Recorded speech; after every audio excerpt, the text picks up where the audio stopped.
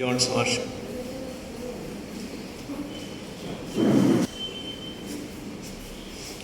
വളരെ വളരെ ഉണർവുള്ള ഒരു സായാഹ്നമായി ഇത്. വിമല ടീച്ചറും ഉണ്ണിച്ചക്കൻ സഖാവും ഇക്ബാലും ഡേവിസും എല്ലാവരും കിറ്റമാഷൊക്കെ തന്നെ വളരെയേറെ കാര്യങ്ങൾ ചെയ്യേണ്ടതുണ്ട് എന്ന് നമ്മളെ ഓർമ്മപ്പെടുത്തുന്ന, ഇനിയിപ്പോൾ ഒന്നും ചെയ്യാനില്ല എന്ന് നമ്മൾ വിചാരിച്ചിരിക്കുമ്പോൾ അത്തരത്തിലുള്ള ഒരു ഉണർവുണ്ടാക്കുന്ന ഒരു പരിപാടിയാണ് നടന്നത്. ടീച്ചറും ഉണ്ണിച്ചക്കൻ സാവൊക്കെ തന്നെ പറഞ്ഞതിൽ ഒരു കാര്യം, ഇപ്പോൾ പ്രത്യേകിച്ച് ഉണ്ണിച്ചക്കൻ സാവ് പറഞ്ഞൊരു കാര്യം വളരെ നമുക്ക് മീശയൊക്കെ വെച്ച് നല്ല ഷർട്ടൊക്കെ ഇട്ട് കൈയൊക്കെ മടക്കി വെച്ചിട്ട് ആണുങ്ങളും ഒപ്പം പെണ്ണും ഭാര്യയും ഭർത്താവും ഒക്കെ കൂടിയിട്ട്, ഇത് ശരിക്കും പറഞ്ഞാൽ ഞങ്ങളുടെ കാലത്ത് ഞങ്ങളുടെയൊക്കെ ഒരു ആഗ്രഹമായിരുന്നു. വെച്ചാൽ പുതിയ കാലത്താണല്ലോ, നമ്മൾക്ക് കമ്മ്യൂണിസ്റ്റ് പാർട്ടിയൊക്കെ ഭരിച്ച് എത്രയോ കഴിഞ്ഞിട്ട് വന്നവരാണ്. പക്ഷെ അത് സാധ്യമാവണില്ല. യൂറോപ്പിലത്തേക്ക് ഒരു ചിത്രം അവർ ഭാര്യയും ഭർത്താവും അച്ഛനും അമ്മയും അല്ലെങ്കിൽ സ്ത്രീകളില്ലാതെ പുരുഷന്മാരെ കാണാൻ വേണ്ടി പറ്റില്ല. അവർ സിഗരറ്റ് വലിക്കുമ്പോഴായാലും മദ്യപിക്കുമ്പോഴായാലും ചർച്ച നടത്തുമ്പോഴായാലും സമരം ചെയ്യുമ്പോഴായാലും വീട്ടിലായാലും ഒക്കെ അവരാണും പെണ്ണൊക്കെ ഒരുമിച്ചുണ്ട്. ഇവിടെ അപ്പോഴും ആ പ്രശ്നം നിലനിൽക്കുകയാണ്. നമ്മളെ സംബന്ധിച്ചിടത്തോളം ആശാൻ കവിതയിൽ ഫ്യൂഡലിസത്തെ കശാപ്പ് ചെയ്തിട്ടുണ്ട്.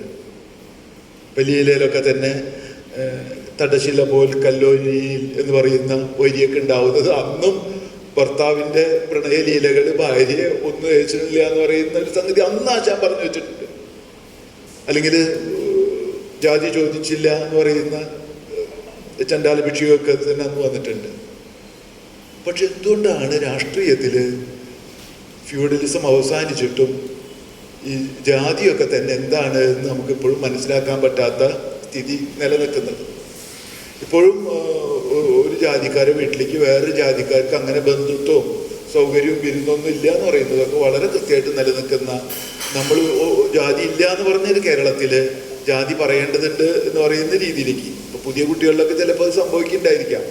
പക്ഷെ എന്തായാലും EMSൻ്റെ ഒക്കെ തന്നെ ആദ്യകാല കുറിപ്പുകളിലൊക്കെ തന്നെ, EMSൻ്റെ പ്രസിദ്ധീകരിക്കപ്പെട്ടിട്ടുള്ള പുസ്തകങ്ങളിൽ തന്നെ കമ്മ്യൂണിസ്റ്റ് പാർട്ടിക്ക് അന്ന് ജാതിയോടുണ്ടായിരുന്ന നിലപാട് വളരെ വ്യക്തമായിട്ട് പല വരികളിലും കാണാൻ വേണ്ടി കഴിയും. ഇന്ന് നമ്മൾ ഈ പറയുന്ന അതേ പൊള്ളലോട് കൂടിയിട്ട്, പക്ഷെ അതേ EMS തന്നെ നെട്ടൂർ കമ്മീഷൻ്റെയും ഇന്ന് സവർണ സംവരണത്തിൻ്റെയും ഒക്കെ തന്നെ വക്താവായിട്ട് എങ്ങനെ വന്നു എന്ന് പറയുന്ന ഒരു വിരോധാഭാസം ഉണ്ടല്ലോ.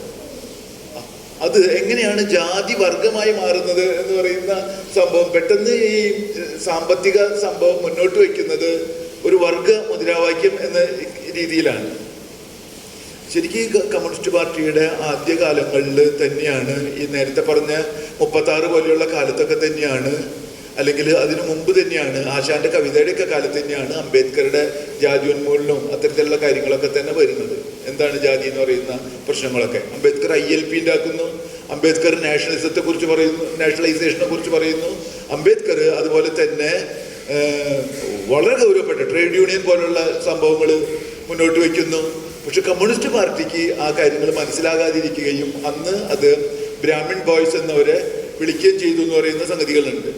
മാർക്സിന്റെ തന്നെ ഏഷ്യാറ്റിക് മോഡ് ഓഫ് സൊസൈറ്റി എന്ന് പറയുന്ന സംഗതികളൊക്കെ തന്നെ കമ്മ്യൂണിസ്റ്റ് പ്രസ്ഥാനം തന്നെ, ലോക കമ്മ്യൂണിസ്റ്റ് പ്രസ്ഥാനം തന്നെ ഉപേക്ഷിക്കുകയും.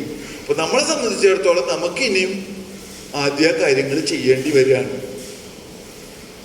അത് ഇതിൽ നമ്മളെ ഓർമ്മപ്പെടുത്തുന്നുണ്ട്. അതുകൊണ്ട് കമ്മ്യൂണിസത്തിൻ്റെ അത്തരത്തിലുള്ള ദാർശനികമായിട്ടുള്ള കാഴ്ചകളും അംബേദ്കർ മുന്നോട്ട് വെച്ചിട്ടുള്ള, കാരണം അംബേദ്കർ വളരെ സിമ്പിളായിട്ട് പറഞ്ഞു, ജാതി വെച്ചിട്ട് നിങ്ങൾക്ക് ജനാധിപത്യത്തിലേക്ക് പോകാൻ വേണ്ടി പറ്റില്ല.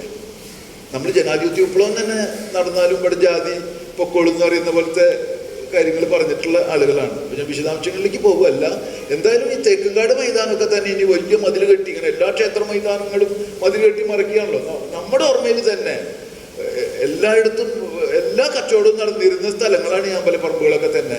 ഇപ്പം അതൊക്കെ തന്നെ വലിയ പവിത്രമായിട്ടുള്ള സ്ഥലങ്ങളാക്കി മാറ്റാനൊക്കെ ശ്രമിക്കുന്നെന്ന് പറഞ്ഞു കഴിഞ്ഞിട്ടുണ്ടെങ്കിൽ അതൊന്നും അനുവദിക്കാൻ പറ്റില്ല എന്ന് പറയുന്ന ഉറച്ച നിലപാട് നമ്മുടെയൊക്കെ തന്നെ ഭാഗത്തുനിന്നുണ്ടാവണം. സെക്യുലർ ഫോറത്തിൻ്റെ ഈ ഇടപെടൽ വളരെ വിപ്ലവകരമായിട്ടുള്ള ഒരു സംഭവമാണ് എന്ന് മാത്രം സൂചിപ്പിച്ചുകൊണ്ട്, ഇനി വരാൻ പോകുന്ന കേരളത്തിൻ്റെയും ഇന്ത്യയുടെയും ഒക്കെ തന്നെ ചുവടുവെപ്പുകളിൽ ഈ സ്ത്രീ സ്വാതന്ത്ര്യത്തിൻ്റെയും അതുപോലെ തന്നെ ജാതിരഹിത സമൂഹത്തിൻ്റെയും ജനാധിപത്യത്തിൻ്റെതായിട്ടുള്ളൊരു അന്തരീക്ഷം വികസിക്കണമെങ്കിൽ നമുക്ക് മുന്നോട്ട് പോകേണ്ടതുണ്ട്. അതിന് വലിയ ഊർജം പകരുന്നതാണ് ഈ സെമിനാർ.